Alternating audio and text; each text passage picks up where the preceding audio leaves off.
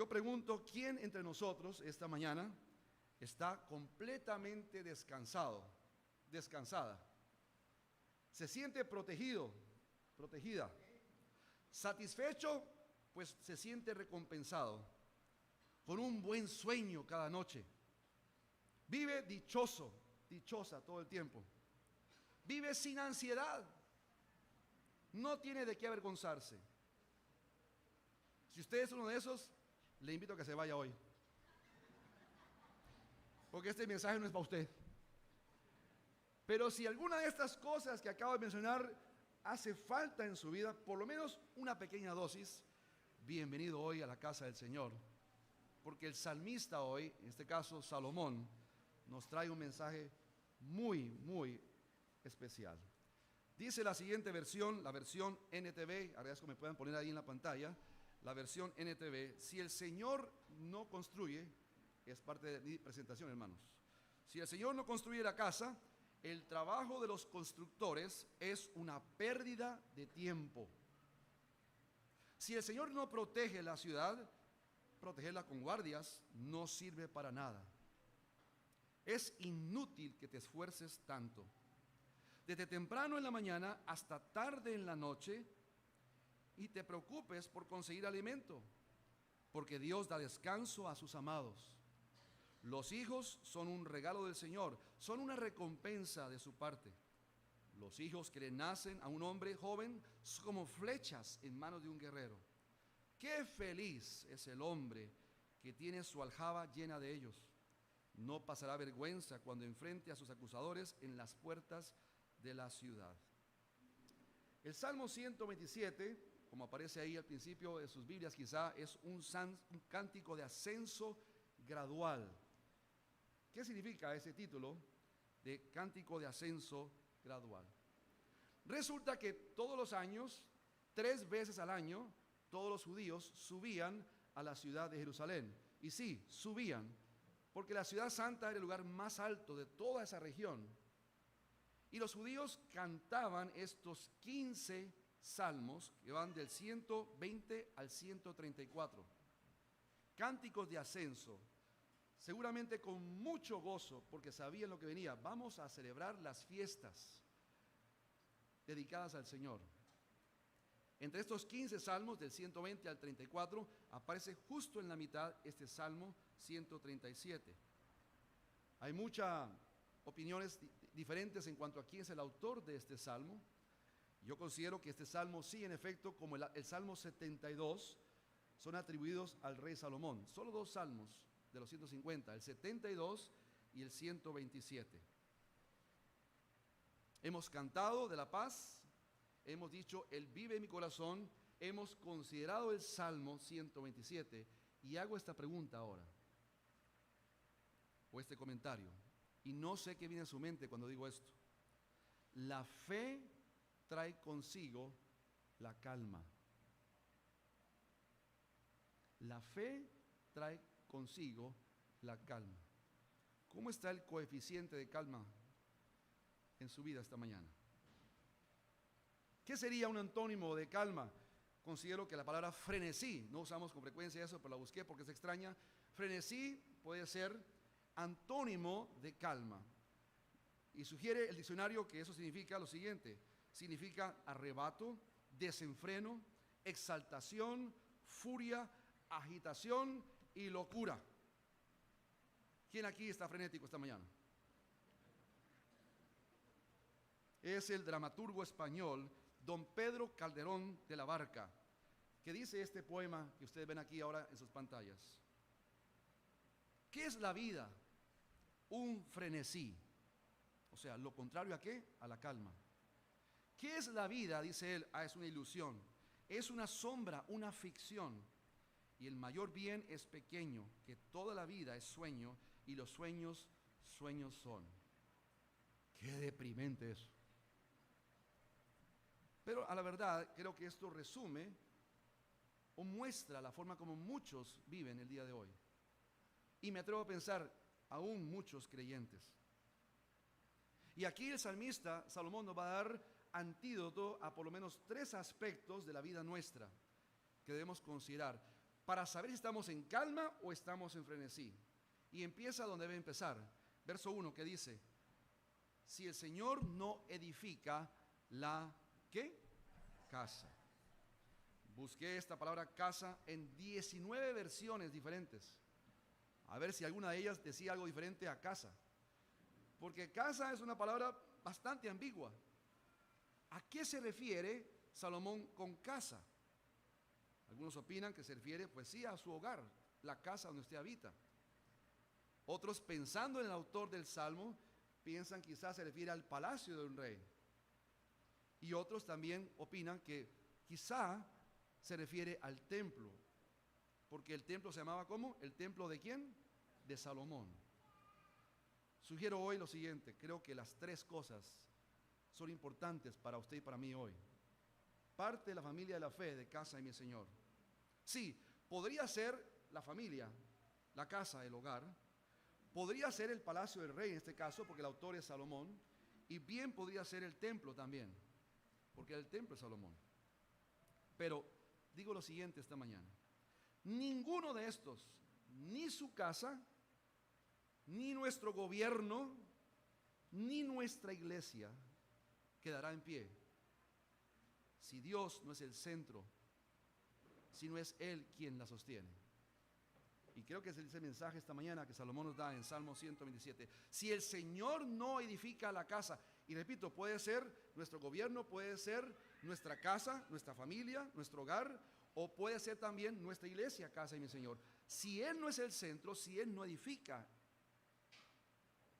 en vano hacemos lo que hacemos. La primera instrucción que creo que Salomón da aquí es que no cometamos el error garrafal, craso, horrible de dejar a Dios por fuera.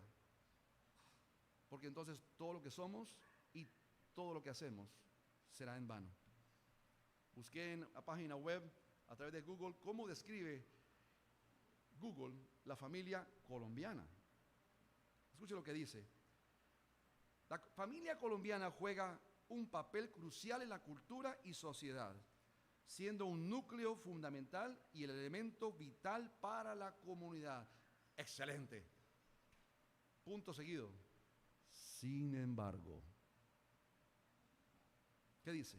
La familia colombiana se enfrenta a diversos desafíos y transformaciones, incluyendo la evolución de las estructuras familiares, la pobreza, el conflicto armado y la violencia intrafamiliar. Sí, esa es la familia colombiana, esa es la familia, me atrevo a decir, a nivel del mundo. ¿Cuál es el antídoto que sugiere Salomón para la casa? Sea, una vez más repito, nuestro hogar, nuestra familia, sea nuestro gobierno quien nos gobierna, o sea nuestra iglesia, casa de mi Señor. Aquí está el antídoto. Porque nadie tiene que convencernos que estamos en crisis. La familia está al borde del desastre. Problemas entre cónyuges, problemas con los hijos, entre hijos. ¿Cuántos conflictos, cuántas dificultades se dan? Y no solo en familias que no profesan creer en Dios, aún en familias que dicen ser creyentes en Él. Hay una abundancia de estudios, y busqué en internet y eran cantidad de estudios que se han hecho que demuestran que la conclusión es: la familia como institución está en vía de extinción. Pareciera imposible que las familias sean todo lo que Dios quiso que fuesen. Y nuestra sociedad colombiana es muestra de eso. Estábamos agonizando y a punto de morir en lo referente a la familia. Fue un médico inglés que hace años escribió un libro nefasto, aún publicado el día de hoy, y se llama, ¿qué tal esto? La muerte de la familia. Propone este hombre inglés que lo que debemos hacer es eliminar a la familia, pues es una entidad que nos condiciona y que fue diseñada por el movimiento imperialista de Occidente para mantenernos esclavizados. Dice él, la conclusión es la base de opresión de la humanidad. El Señor tenga misericordia de ese doctor. Porque ¿quién de nosotros, escuche esto esta mañana, puede decir, mire, qué bueno, me alegro de los días, las semanas y los meses y los años que dejé a Dios por fuera de mi vida? Fueron excelentes. Lo quiero repetir. Nadie, ¿verdad? Le aseguro que este médico inglés era un hombre increíblemente miserable. Porque de nada valen los esfuerzos nuestros si Dios no es el centro de eso. Si empieza donde debe empezar Salomón, y empieza en la casa, en la familia, en el hogar. Pero también el verso 2, y este nos aqueja a todos en un momento dado. El verso 2 dice: es en vano que se levanten de madrugada, que se acuesten tarde, que coman el pan de afanosa labor, pues él da a su amado aún mientras duerme. Quizá usted dice: mi casa está bien, pero en el trabajo, hágame una endoscopía y va a encontrar 3 úlceras. Ahora, lo primero que quiero decir aquí es que este texto no dice de ninguna manera que hay licencia para los perezosos. Pablo dice lo contrario a los tesalonicenses cuando escribe en capítulo 3, verso 10. Porque aun cuando estábamos con ustedes, les ordenábamos esto: si alguien no quiere trabajar, que tampoco coma. Los holgazanes, a ver qué hacen rápido. Ahora, Pablo es así un poquito suave, Lutero no es tan suave. Porque pensando en esto dice lo siguiente, escucha las palabras de Lutero: Dios no quiere nada que ver con los estómagos perezosos y glotones, que no se preocupan ni están ocupados, actúan como si simplemente tuvieran que sentarse y esperar que Él les ponga un ganso asado en la boca,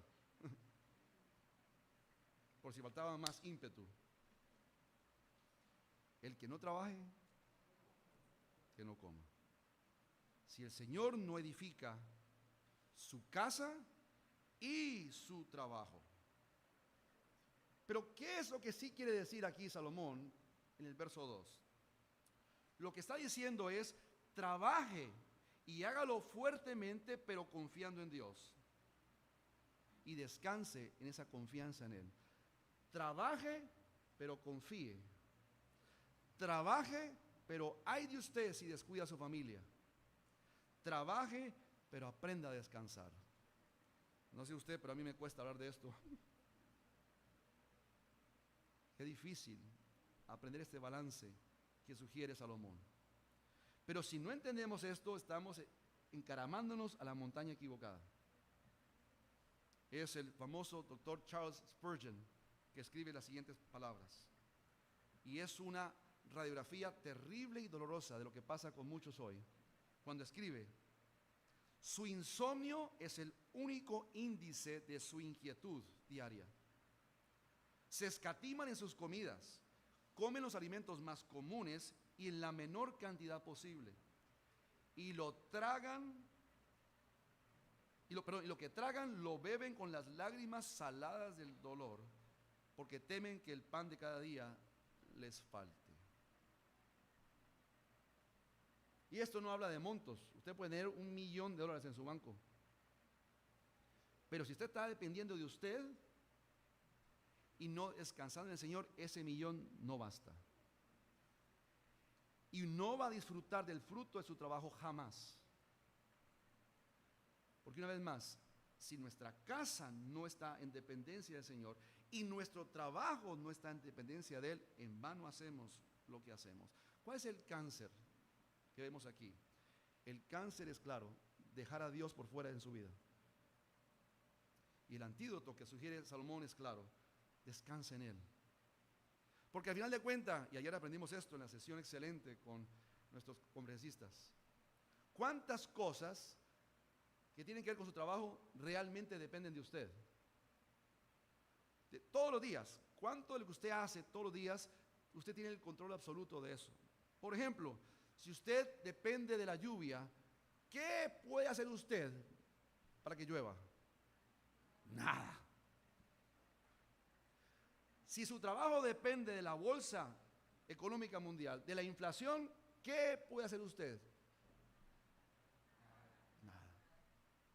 Si depende del gobierno, ¿qué puede hacer usted? Si depende de su salud, ¿qué puede hacer usted? Necios, ¿verdad? Somos necios.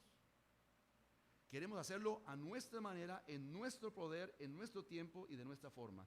Dice aquí Salomón: en vano edifican su casa, en vano trabajan, si Dios no es el centro de su vida. Busqué en varias versiones este versículo 2 porque hay diferencia de opinión en los comentaristas. La NTV lo traduce porque Dios da descanso a sus amados. La Reina Valera dice, pues que a su amado dará Dios el sueño. Y hay otras versiones que dicen algo diferente. No necesariamente contrario, pero es diferente porque la NBI dice, porque Dios da a los amados mientras duermen. Las Américas dice, pues Él da a su amado aún mientras duerme. Y repito, hay mucha diferencia de opinión sobre cuál de estas es la interpretación correcta. Yo creo que las dos funcionan. Quizá la que creo que es más cercana al texto es que en medio de ese trabajo arduo, dormimos bien. Da descanso a sus amados. ¿Hay alguien aquí que no duerme bien en las noches? Pregúntese por qué. Porque dice aquí, esto no es sugerencia, Dios da sueño, Dios da descanso a sus amados. Pero también es cierto que cuando dormimos, Él sigue orando, Dios no se cansa, Él no deja de trabajar. Así que repito que las dos cosas para mí están bien, pero creo que el texto arroja la idea es descanso. ¿Cómo está su descanso, amados? ¿Cómo duerme usted? Sería hermoso que el Señor, a salir de aquí hoy y esta noche, usted pueda decir, Señor, dame ese descanso que tú prometes en el Salmo 127. Yo quiero dormir como un bebé esta noche, roncar como camión. Que el Señor satisfaga, que el Señor llene de profundo sueño y descanso a aquellos que confiamos en Él. Porque Él no se cansa. Él obra aun cuando dormimos, pero de Él viene ese descanso profundo. Porque al final de cuentas, seamos honestos, ¿quién ha añadido un solo centavo, un solo peso a su cuenta bancaria? Por lo menos que satisfaga por haber dejado a Dios por fuera de su trabajo. De nada valen nuestros esfuerzos, por buenos que sean, si Dios no es el que lo hace prosperar. Dios es el que prospera. ¿Cómo lo hace Él? Como Él quiere. Salud. ¿Cuánto cuesta su salud? Paz. ¿Cuánto cuesta su paz? Cantamos palabras increíbles. Él vino a mi corazón. Soy feliz por la vida que Cristo me dio. Ay, ojalá. Parecemos más el burro de Winnie Pooh a veces que el tigre de Winnie Pooh, ¿no? Hay cristianos que hay que huirle porque llegan, uy, hermano. ¿Cómo está, hermano? Ay,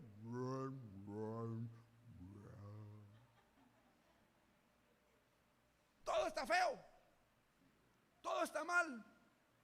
Y aquí dice, descansen en mí, les haré prosperar. Y repito, no es financiera solamente la cosa. ¿Descansa usted bien de noche? ¿Está su hogar centrado en Cristo? Porque si no, en vano usted hace lo que hace. De todas las emociones humanas, el temor, la ansiedad es la primera que aparece. Es la emoción más antigua de la humanidad. Dice Génesis capítulo 3, 9 al 10. Dios llamó al hombre y dijo, ¿dónde estás tú? Él respondió, oí tu voz en el huerto y tuve ¿qué? Miedo, porque estaba desnudo y me escondí. Llevaba quién sabe cuánto tiempo desnudo y no había problema. ¿Por qué dice que está desnudo? Porque por fin se ve él ante el pecado cometido y la primera emoción que sale en el texto es tuve miedo. ¿Tiene usted miedo esta mañana? ¿Tiene miedo de lo que se va a enfrentar en el futuro? Usted está descansando en sus propias fuerzas entonces. Porque ¿quién puede controlar? ¿Quién puede añadir un peso? ¿Quién puede asegurar cualquier cosa que pase hoy, más tarde o mañana o en un mes? Nadie. El salmista sugiere, descansa en Él, Él le hará prosperar. Y repito, por favor no piensen en plata solamente. El sueño, el descanso, el gozo, la alegría, la bendición. Bienaventurados somos. He mostrado aquí en el pasado muchas veces las estadísticas sobre el temor y son fascinantes. Las estadísticas arrojan lo que de seguro Harris diría es imaginación muy mal usada. Porque las estadísticas sugieren lo siguiente: un 40% de lo que usted teme jamás va a suceder. Imagínese, de 4 de 10 cosas que usted le tiene, ay, tengo miedo, ¿qué va a pasar? Jamás van a pasar. Otro 30% de lo que usted tiene miedo suceden, pero no afectan a nadie. Ya vamos en 7 de 10, ¿no? Imaginación muy mal usada. El 12% podría ocurrir, sí, pero no afecta a la persona que está con temor. Es absurdo, ¿verdad? Ya vamos por cuánto, 82% de lo que usted tiene miedo no va a pasar. 10% solo afecta a su salud. ¿Por qué? Por tener miedo. Y solo el 8%, según las estadísticas, podría, oiga bien, no dice va a pasar. Qué malgasto de energía diaria. Qué imaginación tan torcida. Miedo, miedo, miedo, miedo. Y dice aquí, descanse. Verso 2. Es en vano que se levanten de madrugada, que se acuesten tarde, que coman el pan de afanosa labor. De nada sirve. Miedo, miedo, miedo, miedo. ¿Qué va a pasar? ¿Qué va a pasar? Fue el 20 de junio de 1837, cuando por casualidad la sobrina del rey de Inglaterra se encontraba en el palacio. Ese rey, Guillermo IV, no tenía hijos legítimos. Y cuando despiertan a esa chica de 18 años, le dicen, su tío acaba de morir, y adivine qué, usted va a ser la siguiente reina. 18 años. ¿Qué hace esa mujer jovencita? Reina de Gran Bretaña, hágame el favor, a los 18 años. Según dicen los textos, la primera cosa que hace Victoria es que cae de rodillas frente a su cama y pide a Dios sabiduría. Pide a Dios ayuda, ora a Él. Y oiga bien, por más de 64 años la reina Victoria, 64 años, reinó en el tiempo más impactante de toda la historia de ese imperio británico. Una niña que empieza a los 18 años, pero que empieza como debe ser. Señor, ayúdame. Las fiestas de plata, las fiestas de oro, las fiestas de diamante, celebrando el reinado de Victoria, fueron fiestas dignas del rey Salomón. Esta mujer fue benefactora no solamente de su propio imperio, el imperio británico, también se interesó por muchos pueblos alrededor del mundo, incluyendo la perla del norte, norte de Santander, porque según cuentan, esta mujer todos los días tomaba un buen cafecito. Lo siento mucho por Harris y por Buenos Aires. Disfrutaba también de cacao de nuestro departamento, la reina Victoria, y se vestía con textiles de nuestra región. ¿Cómo le parece? Y quedó tan impactada con los productos nuestros que esa mujer invirtió, entre otras cosas, en el famoso ferrocarril de nuestra región. Lo que queda como insignia de esa generosidad es el puente de San Luis. Ya no queda mucho, ¿verdad? Ese puente fue donado por la reina Victoria y muchas cosas más. Victoria llevó a Inglaterra a ser potencia mundial. Nunca fueron tan grandes en sus industrias, en la política, en la ciencia, en la milicia. En cierta ocasión un príncipe de la India la visitó y le dijo, oiga Victoria, ¿usted cómo le hace? ¿Cómo ha llegado a este punto en su vida, tantas décadas? ¿Cómo ha hecho usted posible para que su imperio sea el imperio más notorio del mundo en ese entonces? Sin titubear, levanta su Biblia y dice, aquí está mi secreto. Una mujer que supo descansar su casa y su gobierno. ¿Cómo está su nivel de confianza esta mañana? Aquellos que confían en el Señor, edifican sus casas, los palacios de gobierno, la iglesia, guardan la ciudad, trabajan sin afanarse, pero también disfrutan de un regalo precioso del Señor, la herencia de Dios, los hijos. Quizá esta mañana el Espíritu Santo que está aquí en medio nuestro y que mora en los que hemos creído en Cristo, hará que usted y yo revisitemos la perspectiva que tenemos de nuestra familia. Padres que tratan con desdén, con desidia, con indiferencia, con despego a sus hijos. Hijos que ven a sus padres como un fastidio absoluto, una interrupción a la felicidad de su vida. Dice el verso 3: un don del Señor son los hijos, y recompensa es el fruto del vientre. Como flechas en la mano del guerrero, así son los hijos tenidos en la juventud. Bienaventurado el hombre que de ellos tiene llena su aljaba, no será avergonzado cuando hable con sus enemigos en la puerta. Hoy tenemos parejas que se casan y dicen: hijos, de ninguna manera. Mascota, yes. Y hay quien prueba con la mascota y dice: no sirvo para esto. Y adoptan una planta. Y prueban con la planta y la matan también. Y como no pueden con hijos o no quieren, y no pueden con mascotas y no pueden con plantas, sale lo que hoy es famoso y es los DINKs. Dirá, ¿qué es DINKs? Aquí está. En inglés, por sus siglas, Double Income, No Kids. Doble ingreso, sin hijos. ¡Wow! Chévere, ¿no? Y mire cómo describe en la página web lo que es un DINK. Libertad financiera. La ausencia de gastos relacionados con los hijos, como guardería, útiles escolares, actividades extraescolares, permite que las parejas DINK destinen sus ingresos a otras prioridades importantes, como viajes, inversiones, bienes de lujo. Los DINK tienen más tiempo para estar juntos, más melosos, para crecimiento personal, para enfoque profesional. Las parejas DINK suelen disponer de más tiempo para su desarrollo personal, su desarrollo profesional, ya que están limitadas por las responsabilidades parentales. Los DINK tienen potencial para estilos de vida extravagantes, para aumento de popularidad. Las parejas DINK son conocidas por sus gastos desmedidos en viajes, experiencias y artículos de lujo. Y usted dirá: ¿por qué tuve hijos? Yo pude ser un DINK cucuteño. A mí me encantaría hablar con los DINKs y decirles: lean el Salmo 127 y hablemos. ¿Qué dirían los DINK? ¿Qué dirían acerca de su egocentrismo, de su materialismo y la falta de responsabilidad para las futuras generaciones?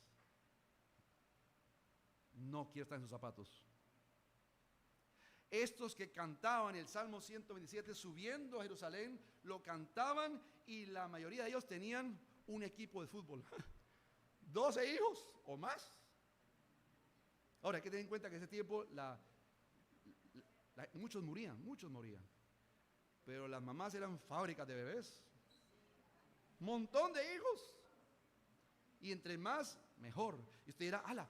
¡Qué cosa tan romántica!, ¿no? ¡Qué lindo! Familias grandes, hermosas. Y no quiero dañar su imagen de una familia grandota con este pensamiento utilitario. Pero es que seamos honestos. Esta gente era agrónoma. Eran campesinos, la mayoría de ellos. Piénselo. Contrato a otros, a los 12 hijos. Ayúdenme. No se pongan bravos, por favor. Era parte de esto. Necesitaban ayuda y la familia viene y vamos a ayudar a papá y mamá si queremos comer. Porque el que no trabaje, el que no coma. Así que sí es utilitario, pero es parte del diseño del Señor para esta cultura. Pero como flechas en la mano de un guerrero, esos hijos terminaban protegiendo a sus padres más adelante en la vejez. Bienaventurado. Si usted está que le jala las mechas a sus hijos y no lo soporta un día más, le invito a leer el Salmo 127 para poder decir: bienaventurado el hombre, la mujer, que de ellos tiene llena su aljaba. Y aquellos que no se han casado, ya saben. Ahora, es irónico, hermanos, que el autor de este salmo sea Salomón. Salomón, al igual que la reina Victoria, empezó pidiendo sabiduría, Dios se la concedió. Pero si hay un ejemplo triste para contar sobre la familia, sobre lo que él mismo escribe en Salmo 127, es Salomón. Porque su corazón se apartó del Señor. Yo pregunto, ¿construyó Salomón en sus fuerzas? Al principio no. Llegó a ser un reino extraordinario. La Biblia lo demuestra. Venían príncipes, reyes de otros lugares y se quedaban maravillados ante la esplendidez de lo que Dios había hecho a través de Salomón. Pero en un momento dado, ese hombre no pidió más sabiduría. Ni siquiera pidió estar cercano al Señor. Se dejó influenciar por sus mujeres, sus múltiples mujeres. Termina dando su espalda a Dios. Y escuche lo que pasa, lo que su mismo Salmo expresa. En vano construye su casa. ¿Por qué? Se muere él y un hijo divide el reino. ¿Qué tal? ¿Cómo quedó su casa? ¿Qué pasa con su templo de Salomón? Es destruido por completo por Nabucodonosor.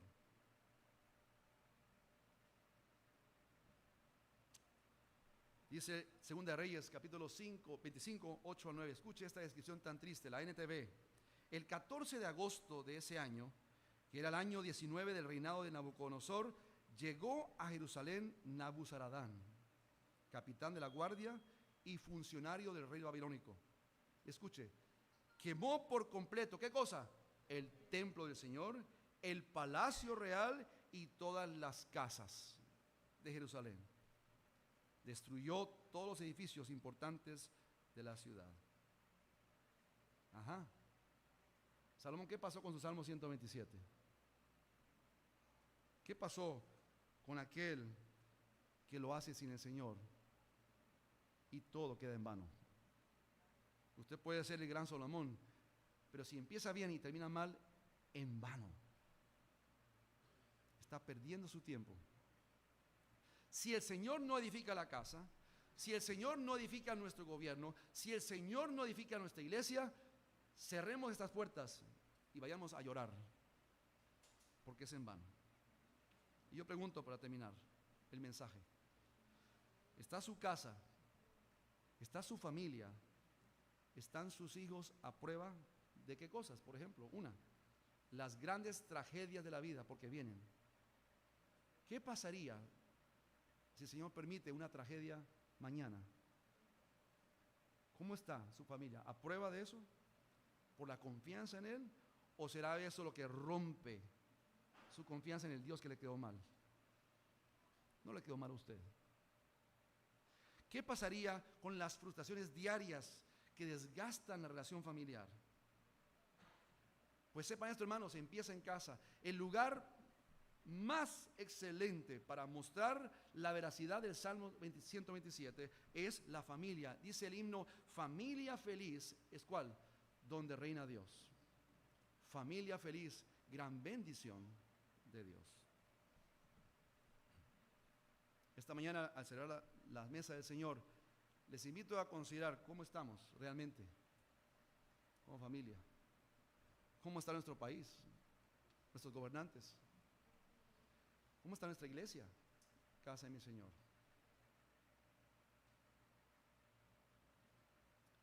Quiera Dios que al celebrar la cena del Señor usted y yo podamos acercarnos a Él de manera renovada. Acercarnos a la mesa, a los elementos de la mesa, nos acerquemos de corazón y digamos, Señor, transfórmanos, cámbianos. No quiero que mi vida cuente en vano. Esta mañana traigo a ustedes una palabra que no es común, que no escuchamos con frecuencia, pero es la palabra transignificación. Todos repitan conmigo esa palabra, transignificación. Una vez más, pero con ganas. Transignificación. ¿Qué es eso? Les voy a contar. Fue justamente el 16 de octubre de 1555 que estos dos hombres, que van a ver ustedes aquí en pantalla, Hugh Latimer y Nicholas Ridley, fueron quemados en la hoguera. Eran predicadores, eran reformadores, Y fueron quemados nada más y nada menos porque ellos creyeron en la transignificación versus el credo que era ese tiempo normal en la iglesia. ¿Qué hace que dos hombres estén dispuestos a dar su vida por este concepto de transignificación? Porque el dogma que ellos se opusieron es el dogma conocido como la transubstanciación, que es aquí, perdón, es el punto donde murieron. Hasta el día de hoy se mantiene esa cruz ahí. No solamente los dos, que es Latimer y Riley, 5 meses después Thomas Cranmer también fue quemado a la hoguera. 3 hombres en ese punto ahí de la ciudad. ¿Qué dice Latimer en cuanto a esto? Pero ahora, antes de eso, ¿qué es la transubstanciación? Es el dogma que dice que el pan y el vino se convierten en el cuerpo y la sangre de Cristo durante la Eucaristía. Y a pesar de que el pan se ve como pan y el vino se ve como vino, la sustancia de esos dos elementos ha cambiado. Y por eso la hostia no se muerde, porque estaría mordiendo el cuerpo de Cristo, literalmente. Estoy tomándome la sangre de Cristo. Hugh Latimer dice lo siguiente: hay un cambio, sí, en el pan y el vino, y tal cambio que ningún poder sino la omnipotencia de Dios puede hacer, en que lo que antes era pan y vino, ahora deben tener la dignidad de exhibir el cuerpo y la sangre de Cristo. Oiga bien, la dignidad, no la sustancia. Sin embargo, el pan sigue siendo pan y el vino sigue siendo vino. El cambio no está en la naturaleza, está en la dignidad. Este es un momento sagrado, hermanos. Estamos celebrando la dignidad del sacrificio del Señor por usted y por mí. Esta no es una fiesta, un tiempo de alegrarnos, esto es de probar algo nuevo. Es un momento muy sublime, la Santa Cena. La transignificación, la distinción entre eso y la transubstanciación. El cambio, repito, no es en la sustancia, el cambio es en la dignidad que representan esos elementos. Hoy, al comer el pan, al beber el vino, usted y yo como iglesia recordamos aquella primera cena del Señor, en ese lugar, ese aposento alto. Tratamos de imaginar esa imagen, esa escena y lo que pudo sentir el Señor. Él sabía lo que venía pocas horas después. Una celebración de una Pascua que se convertía en la cena del Señor. Y hoy, siglos después, como iglesia, venimos a celebrar en memoria de Él.